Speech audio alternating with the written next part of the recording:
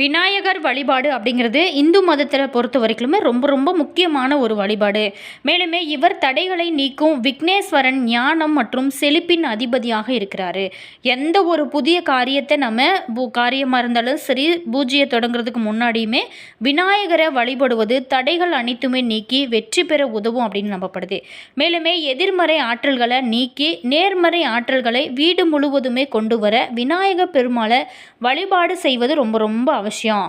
மேலுமே தடைகளை நீக்குபவர் தான் விநாயக பெருமான். எந்த ஒரு காரியத்தையுமே தொடங்குறதுக்கு முன்னாடி நம்ம விநாயகருக்கு பூஜை செஞ்சதுக்கு அப்புறம் தான் நம்ம வழிபாடுகள் செய்வது, அடுத்த தெய்வத்திற்கு நம்ம வழிபாடுகள் செய்வது இது பாரம்பரியமான ஒரு அற்புதமான வழிபாடு. மேலுமே இந்த பிள்ளையார் வழிபாடு ரொம்ப எளிமையானது. குறிப்பாகவே அருகம்புல் சாற்றி வழிபடுவது ரொம்ப ரொம்ப சிறப்பு. மேலுமே இந்த அற்புதமான நிறைந்த இந்த விநாயக பெருமானை வழிபடுவது கூடுதல் சிறப்பு அப்படிங்கிறது எல்லாருக்குமே தெரியும். அதுவும் இந்த சதுர்த்தி நாளில் நம்ம விநாயகர் வழிபாடு செய்வது நம்மளுடைய வாழ்க்கையில் மிகப்பெரிய ஒரு மாற்றத்தை ஏற்படுத்தும். சங்கடகர சதுர்த்தி அப்படிங்கிறது ஒவ்வொரு மாதமே தமிழ் மாதமும் பௌர்ணமிக்கு அடுத்து வரக்கூடிய தேய்பிறை சதுர்த்தி திதியில் விநாயக பெருமானை நோக்கி நம்ம அனுசிக்கக்கூடிய மிகச்சிறந்த ஒரு விரதம். சங்கடம் அப்படின்னாவே துன்பம், அதாவது தடை. ஹரை என்றாலே அழித்தல் என்று பொருள். கஷ்டங்களை நீக்கும் இந்த நாளில் நம்ம இந்த விரதம் இருந்து விநாயகரை வழிபட்டாலே தீராத நோய்கள், கடன் மற்றும் குடும்ப தடைகள் அனைத்துமே நீங்கி வாழ்வில் சுபிட்சம் ஏற்படும் ஒரு அற்புதமான வழிபாடாக இருக்குது. வருகிற மார்ச் 6ஆம் தேதி நடைபெறக்கூடிய நாளைக்கு தான் பார்த்திங்களா சங்கடகர சதுர்த்தி. இந்த தேய்பிறை சங்கடகர சதுர்த்தி நாளில் முழு மனதோடு விநாயகரை நாங்கள் சொல்கிற இந்த முறையில் வழிபட்டிங்க அப்படின்னா உங்களுடைய வாழ்க்கையில் எவ்வளவு தடைகள், பிரச்சனைகள், குழப்பங்கள் இருந்தாலுமே அது நிச்சயமாக தீர்ந்துவிடும். அதே மாதிரி நம்ம விநாயக பெருமானை இந்த சங்கடகர சதுர்த்தி நாளில் நம்ம விரதம் இருந்து வழிபட்டாலே அனைத்து விதமான நன்மைகளுமே நமக்கு கிடைக்கும். அதிகாலையில் எழுந்து நீராடி விநாயகரை வணங்கி மாலை வரைக்குமே நீங்கள் உண்ணாமல் உபவாசமாக இருந்து சந்திரன் உதயமானதுமே சந்திர தரிசனம் விரதத்தை முடிக்க வேணும். மேலுமே விநாயகர் ஆலயத்திற்கு சென்று அர்ச்சனை செஞ்சு 8 முறை வலம் வருவது ரொம்ப ரொம்ப நல்லது.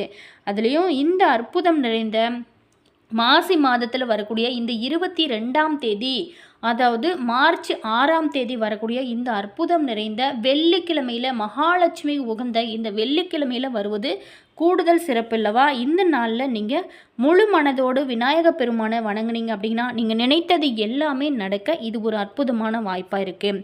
மேலுமே மார்ச் 6ஆம் தேதி தேய்பிறை வரக்கூடிய சங்கடகர சதுர்த்தி இன்னைக்கு விநாயகரை வழிபடுவது சங்கடங்கள், தடைகள், துன்பங்கள் அனைத்துமே அகற்றி நினைத்த காரியங்களில் வெற்றி கொடுக்கும். மாலை நேரத்தில் அருகம்புல் சாற்றி விநாயகர் அகவல் பாராயணம் செஞ்சு 11 முறை வலம் வந்து வழிபடுவது ரொம்ப ரொம்ப சிறப்பு. விரதம் இருந்து மாலையில் சந்திரன் உதயமான பிறகு நீங்கள் உணவு அருந்துவது சிறப்பான ஒரு வழிபாடாக இருக்குது. இப்படி நம்ம விரதம் இருக்கிறதுனால நமக்கு கிடைக்கக்கூடிய நன்மைகள் என்ன, மேலுமே இந்த டைமில் நம்ம முக்கியமாக செய்ய வேண்டிய விஷயங்கள் என்ன, செய்யக்கூடாத விஷயங்கள் என்ன, இந்த சங்கடகர சதுர்த்தி நாளில் நம்ம எப்படி விரதம் இருந்து வழிபாடுகள் செய்வது அப்படிங்கிறது எல்லாமே நம்ம குறித்து தான் இந்த பதிவின் மூலமாக பார்க்க போகிறோம். வீடியோ பார்த்திங்கன்னா உங்களுக்கு ரொம்ப யூஸ்ஃபுல்லாக இருக்கும். வீடியோவை ஸ்கிப் பண்ணாமல் முழுமையாக பாருங்கள். அதே மாதிரி வீடியோ பிடிச்சிருந்தால் மறக்காமல் லைக் பண்ணுங்கள். இது போன்ற பல சுவாரஸ்யமான தகவல்களை நீங்கள் தெரிஞ்சுக்கணும் அப்படின்னாலும் மறக்காமல் நம்ம சேனலை இனியவள் உற்சாகம் சேனலை சப்ஸ்கிரைப் பண்ணிட்டு கூடவே இருக்க பெல் பட்டனையுமே ப்ரெஸ் பண்ணிட்டு வாங்க வீடியோக்குள்ளே போகலாம். நம்மளுடைய வாழ்க்கையில் எவ்வளவு தடைகள், பிரச்சனைகள் இது எல்லாமே இருந்தாலும் இந்த நாளில் நீங்கள் சங்கடகர சதுர்த்தி நாளில் விநாயக பெருமானை வழிபடுவது உங்களோட வாழ்க்கையில் மிகப்பெரிய ஒரு மாற்றத்தை கொடுப்போம். அதே மாதிரி இப்படியான விநாயகருக்கு ஆனைமுகன், கணபதி, பிள்ளையார் என ஏகப்பட்ட பெயர்களுமே இருக்குது. அவருக்கென பல்வேறு விசேஷ தினங்களுமே இருக்குது. குறிப்பாகவே சதுர்த்தி விரதம், சங்கடகர சதுர்த்தி இது எல்லாமே ஒவ்வொரு மாதமே ஒரு குறிப்பிட்டத்தக்க விசேஷ தினமாக இருக்குது. இப்படியான நிலையில் சங்கடகர சதுர்த்தி நாளில் நம்ம விரதம் இருக்கும் வழிமுறைகளையும் வழிபாடு செய்யும் வேண்டிய போது பின்பற்ற வேண்டிய முக்கியமான விஷயங்களையும் நம்ம பார்க்க போகிறோம். சங்கடகர சதுர்த்தி அப்படிங்கிறது விநாயகருக்கு ஒரு உகந்த புனிதமான நாளாக இருக்குது. சங்கடம் அப்படின்னாவே கஷ்டம், துன்பம் அப்படின்னு பொருள் தாங்க. ஹர என்றாலே அழித்தல் என அர்த்தம். இந்த திதியானது ஒவ்வொரு மாதமே தேய்பிறையில் பௌர்ணமி பிறகு வரக்கூடிய 4வது நாளானது சதுர்த்தி திதியில் வரும். இந்த விசேஷ தினம் இந்த வெள்ளிக்கிழமையில் வருவது ஒரு அற்புதமான வழிபாடாக இருக்குது. இருக்குது. பொதுவாகவே எந்த ஒரு விசேஷ நாள் இருந்தாலுமே விரதம் இருந்து வழிபடுவது நம்மளுடைய பாரம்பரிய வழக்கமாக இருந்து வருது. அப்படியான முறையில் நம்ம விநாயகரை எளிமையான உருவம் அப்படிங்கிறதுனால அவருக்குரிய விரதமும் ரொம்ப எளிமையானது தான். இதனை சின்னவங்க முதல் பெரியவங்க வரைக்குமே யார் வேணுமானாலும் விரதம் இருந்து வழிபடலாம். அதே மாதிரி இந்த சங்கடகர சதுர்த்தி நாளில் விரதம் இருப்பது எப்படி? அப்படியான சங்கடகர சதுர்த்தி நாளில் அதிகாலையில் எழுந்து புனித நீராடி அதுக்கப்புறம் வீட்டோட பூஜை அறையில் இருக்கக்கூடிய விநாயகர் சிலை அல்லது புகைப்படத்தை மலர்களால் அலங்கரித்து விளக்கேற்றி வழிபட்டு நீங்கள் விரதத்தை தொடங்க ஆரம்பிக்கலாம். காலை முதல் மாலை வரைக்குமே விரதம் நீங்கள் இருக்கலாம். உடல் நலம் முடியாதவங்க பால் பழம் இது எல்லாமே சாப்பிட்டு நீங்கள் விரதம் தொடங்கலாம். அன்றைய நாளில் மாலையில் தான் விநாயகருக்கு சிறப்பு வழிபாடானது நடைபெறும். ஆனால் உங்களுக்கு பணிகள் ஏதாவது இருக்குது, நீங்கள் வேலைக்கு போகணும் உள்ளிட்ட பல காரணங்களால் அனைவராலுமே மாலையில் கோவிலுக்கு செல்ல முடியாது. எனவே ஏதாவது ஒரு வேளையில் நீங்கள் கோவிலுக்கு செல்லுங்கள். அதே மாதிரி அன்றைய நாளில் வழிபாட்டிற்கு தேவையான பொருட்களை நீங்கள் தானமாக வாங்கி கொடுக்குறதும் கடவுளுக்காக ரொம்ப ரொம்ப நல்லது. குறைஞ்சபட்சம் அருகம்புல் வாங்கியாவது நீங்கள் வழிபடுங்க. அதே மாதிரி நீங்கள் வீட்டில் வழிபாடுவதாக இருந்துச்சிங்கன்னா சுண்டல் கொழுக்கட்டை என ரொம்ப ரொம்ப விநாயகருக்கு உகந்தமான உணவுப் பொருட்களை நீங்கள் படைத்து வழிபாடுகள் செய்வது ரொம்ப நல்லது. இந்த நாளில் நம்ம விரதம் இருந்து வாழ்க்கையில் வழிபட்டாலே வாழ்க்கையில் எப்பேற்பட்ட கஷ்டங்கள் அனைத்துமே விலகும். மேலுமே கிரக தோஷங்களானது முக்கியமாக அகலும். திருமணத்தடை குழந்தை பேறு ஆகியவற்றில் நல்ல செய்தி வந்து சேருங்க. சகல சௌபாக்கியமும் பெற்று நலமுடன் வாழ்வீங்க. அதே மாதிரி நீங்கள் விரதம் இருப்பவங்களா இருந்தீங்க அப்படின்னா சதுர்த்தி திதி தொடங்கிய நிமிடத்தில் இருக்கலாம். இல்லை அப்படின்னா அன்றைய நாளோட அதிகாலையிலிருந்து நீங்கள் விரதம் இருக்க ஆரம்பிக்கலாம். மேலுமே விரதம் மேற்கொள்ளணும் அப்படின்னு நினைக்கிறவங்க வீட்டில் காலை மாலை என இரு வேளைகளுமே தீபம் ஏற்றி முழு மனதோட விநாயக பெருமான்கிட்ட உங்களோட கோரிக்கைகள் என்னவோ அது எல்லாமே முழு மனதோடு நீங்கள் வேண்டுதல் வைத்து வழிபடுங்க.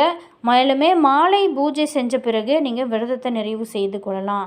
முழு மனதோடு நீங்கள் செய்யக்கூடிய ஒவ்வொரு செயலுமே நிச்சயமாக வெற்றி. உங்களுக்கு ஒரு 5-6 மாதம் நீங்கள் விரதம் இருந்தீங்க அப்படின்னா கண்டிப்பாக உங்களுக்கு இந்த விநாயக பெருமான் அருளால் நீங்கள் நினைத்தது எல்லாமே நடக்கும். முழு மனதோடு முழு நம்பிக்கையோடு நீங்கள் செஞ்சீங்க அப்படின்னா நல்ல ஒரு முன்னேற்றம் உங்களோட வாழ்க்கையில் நிச்சயமாக எதிர்பார்க்கலாம். அதே மாதிரி இந்த சங்கடகர சதுர்த்தியோட மகிமையை முருகப்பெருமான் முனிவருக்கு எடுத்துரைக்கிறாரு. ஸ்காந்தத்தில் எல்லா விரதங்களிலும் இந்த விரதம் ரொம்ப ரொம்ப சிறந்தது. சங்கடகரணம் அப்படின்னு அழைக்கப்படக்கூடிய காட்டில் தர்மபுத்திரர் இந்த விரதத்தை பார்த்திங்களா மேற்கொண்டிருக்காரு. பாண்டவருக்கு இந்த விரதத்தை உபசேத்தித்தவர் கண்ணபிரான். முதல்ல தன்னோட தாய் பார்வதி தேவிக்கு கணபதியை இந்த விரதத்தை சொல்லி அருளிருக்காரு. பார்வதி பல ஆண்டு காலம் இந்த விரதத்தை மேற்கொண்டு தன்னோட பதியை அடைந்தாள். அதே மாதிரி இந்திரன் சிவன் ராவணன் போன்றவங்க இந்த விரதத்தினால நல்ல பலன்கள் எல்லாமே அடைந்திருக்காங்க. அனுமன் சீதையை கண்டது, தமயந்தி நலனை அடைந்தது, மேலுமே அகலிகை கௌதாமரை அடைந்தது போன்றவை எல்லாமே நிகழ்ந்ததும் இந்த விரதத்தோட மகிமையால் தாங்க. மேலுமே ஆனைமுகத்தனே ஆறுமுகனின் அண்ணன் கணபதி பிறந்த தினம்தான் இந்த சுக்லபட்ச சதுர்த்தி. அது விநாயகர் சதுர்த்தியாக கொண்டாடப்படுவதையே நாம் அனைவருமே அறிஞ்சிருக்கோம். மாதத்தில் மற்றுமோர் சதுர்த்தியுமே இருக்குது. அது கிருஷ்ணபட்சத்தில் வரக்கூடிய சதுர்த்தி, அதுவே சங்கடகர சதுர்த்தி என அழைக்கப்படுது. விநாயகர் ஆனவர் ரொம்ப ரொம்ப எளிமையானவர். ஆற்றங்கரையில் அரச மரத்தடியில் கூட எழுந்தருளி அருள்பாலிப்பவர். மேலுமே ஆனைமுகனை நினைக்கும் மஞ்சளில் பிடித்து வைக்கலாம், மண்ணிலே பிடித்து வைக்கலாம். எளிதாக கிடைக்கக்கூடிய எருக்கம்பூ அருகம்புல் அவருக்கு ரொம்ப ரொம்ப பிடித்தமானது. இவரோட அருளை எளிமையாக கூற பெற்றிட சங்கடகர சதுர்த்தி விரதம் இருப்பது ரொம்ப ரொம்ப சிறப்பு. ஒவ்வொரு மாதமே சங்கடகர சதுர்த்தி வரும் அப்படின்னா கூட வருடத்தில் தட்சாயனம் மற்றும் உத்தராயணத்தில் ஆவணி மற்றும் மாசி மாத சுக்ல பட்ச சதுர்த்திக்கு முன் வருவது மகா சங்கடகர சதுர்த்தி தாங்க. விநாயகர் சதுர்த்திக்கு முன் வரக்கூடிய இந்த மகா சங்கடகர சதுர்த்தியில் துவங்கி மறு வருடம் ஆடி மாதத்தில் 12 சதுர்த்திகள் விரதம் இருப்பது ரொம்ப ரொம்ப சிறப்பு. இதையே மாசி முதல் தை மாதம் வரையிலும் சிலர் கடைபிடிப்பாங்க. சங்கடம் அப்படின்னாவே துன்பம் அறை என்றாவே அறுத்தல், அதாவது விடுதலை செய்தல். சங்கடகதர் சதுர்த்தி இன்னைக்கு விநாயகரை விரதம் இருந்து வழிபட்டாலே நிச்சயமாக துன்பங்கள் இருந்து விடுதலை அடைய முடியும். இந்த விரதத்தை கடைபிடித்து அங்காரகன் அப்படிங்கக்கூடிய செவ்வாய் நவகிரகங்களில் ஒரு கிரகமாக பதிவை பெற்றான். எனவே செவ்வாய்க்கிழமையில் வரக்கூடிய சதுர்த்தி அங்காரக சதுர்த்தி அப்படின்னு போற்றப்படும். அன்றைய தினம் விநாயகரை வழிபடுவதனால அங்காரனுடைய அருளையுமே நீங்கள் பெறலாம். அதே மாதிரி வெள்ளிக்கிழமை மகாலட்சுமிக்குரிய இந்த அற்புதம் நிறைந்த நாளில் வருவதுமே கூடுதல் சிறப்புன்னே சொல்லலாம். புதியான சிவனை பிரிந்த பார்வதி சங்கடகர சதுர்த்தி விரதம் இருந்து மீண்டுமே கணவரை அடைந்தாள் அப்படிங்கிற புராணங்கள்லுமே செய்யப்பட்டிருக்கு. மேலுமே விநாயகரை நம்ம முழு மனதோடு வழிபட்டோம் அப்படின்னா நம்ம நினைத்தது எல்லாமே நடக்க, மேலுமே தீராத கடன் பிரச்சனைகள், தீராத உடல் பிரச்சனைகள் இருக்கிறவங்க இந்த சங்கடகர சதுர்த்தி நாளில் விநாயக பெருமானுக்கு விரதம் இருந்து நிச்சயமாக வழிபட்டிங்க அப்படின்னா உங்களுடைய வாழ்க்கையில் நல்ல ஒரு மாற்றமோ ஏற்றமோ கண்டிப்பாக கிடைக்கும். வீடியோ பிடிச்சிருந்தால் மறக்காமல் லைக் பண்ணுங்கள். இது போன்ற சுவாரஸ்யமான தகவல்களை நீங்கள் தெரிஞ்சுக்கணும் அப்படின்னாலும் மறக்காமல் இனியவள் உற்சாகம் சேனலை சப்ஸ்கிரைப் பண்ணிக்கோங்க. கூடவே இருக்க பெல் பட்டனையும் ப்ரெஸ் பண்ணிக்கோங்க. Always thank you.